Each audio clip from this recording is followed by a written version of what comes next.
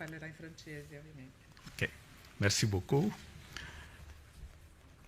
Chers amis, distingués membres de la presse, c'est toujours un honneur de venir vers vous avec cette certitude que ce que nous disons dans cette salle sera clamé sur le toit pour que le monde entier puisse entendre. Je m'adresse à vous au nom des églises du continent africain. Comme nous le savons, l'Afrique est une terre riche en biodiversité, en minerais, parfois de minerais rares, et aux cultures très variées. Mais ce continent est appauvri par des siècles d'extractivisme, d'esclavage et d'exploitation. L'Afrique n'est pas un continent pauvre, comme on le dit souvent, mais c'est plutôt un continent pillé, un continent saccagé, vandalisé. C'est pourquoi le document que nous avons l'honneur de rendre public aujourd'hui, comme une réflexion commune et un appel à l'action dans la perspective de la COP 30, n'est pas seulement une analyse, mais ce document, pour nous, est un appel à la dignité, un cri pour que le monde revienne à la notion de la dignité de l'être humain. Nous, les pasteurs du Sud, exigeons la justice climatique en tant que droit humain et spirituel. Il est bien connu qu'avec le réchauffement climatique, qui en 2024 dépassera de 1,55 degrés Celsius les mesures de l'ère industrielle, nous avons aujourd'hui des effets de serre qui affectent déjà 500 millions de personnes dans le Sud, et particulièrement en Afrique, le continent qui pollue le moins, mais c'est le continent qui paie le prix le plus fort.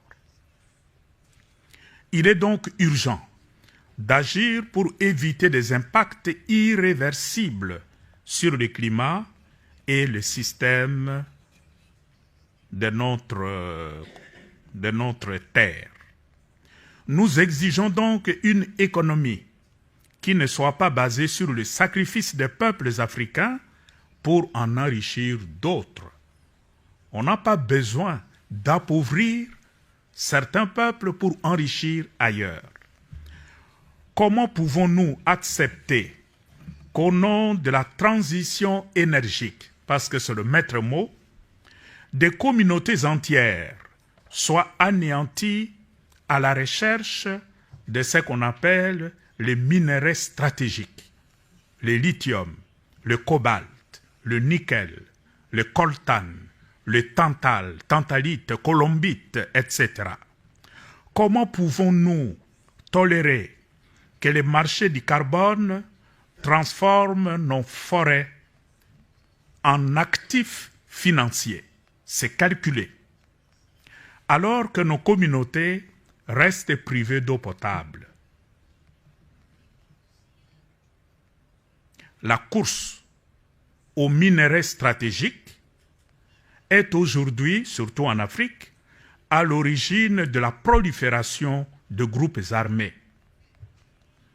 Et récemment, vous avez suivi la solution que Trump propose à la République démocratique du Congo et le Rwanda. Vous êtes en guerre entre vous et la cause de la guerre, c'est le minerai. Moi, le grand Trump, j'arrive, je vous réconcilie et vous me donnez le minerai.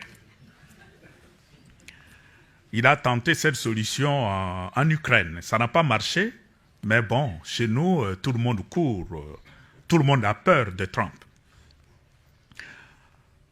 Nous disons, avec ces documents, que c'en est assez, cette façon de fonctionner. Assez de fausses solutions, assez de décisions prises sans écouter ceux qui vivent en première ligne de l'effondrement du climat.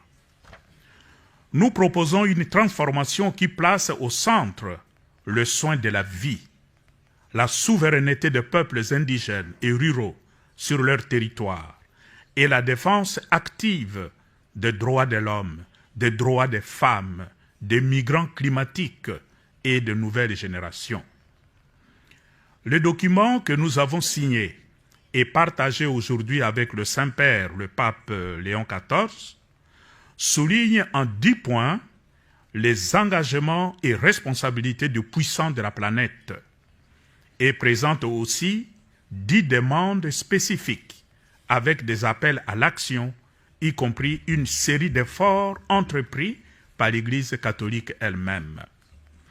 En tant qu'Église en Afrique, nous nous engageons à renforcer la spiritualité de l'attention, à former les nouvelles générations à une éthique écologique et à construire une alliance intercontinentale du Sud pour dire d'une seule voix, le temps de l'indifférence est révolu. Nous devons nous réveiller. L'Afrique veut vivre. L'Afrique veut respirer. L'Afrique veut contribuer à un avenir de justice et de paix pour toute l'humanité. Et elle le fera avec sa foi, son espérance et son invincible dignité. Merci à vous d'avoir écouté cette voix qui vient de la périphérie, mais qui parle au cœur du monde. Je vous remercie. Merci beaucoup.